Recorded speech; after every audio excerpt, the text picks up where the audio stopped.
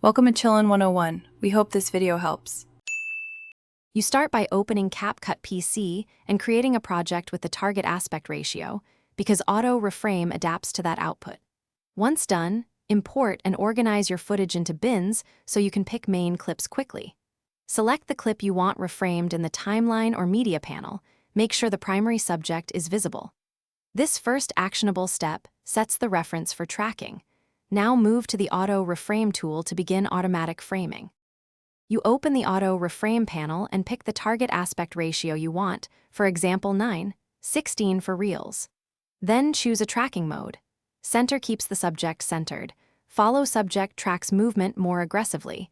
Use manual if you plan to tweak keyframes. Adjust motion sensitivity and speed so motion feels natural, and add crop padding to keep headroom.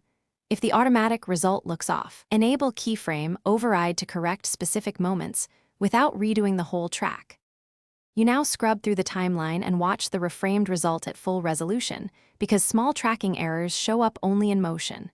When the auto frame drifts, add or adjust keyframes to fix subject placement.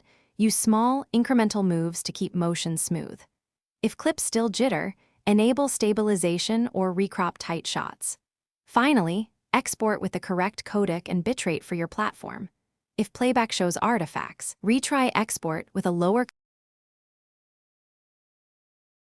Thanks for watching. Consider subscribing if we helped you.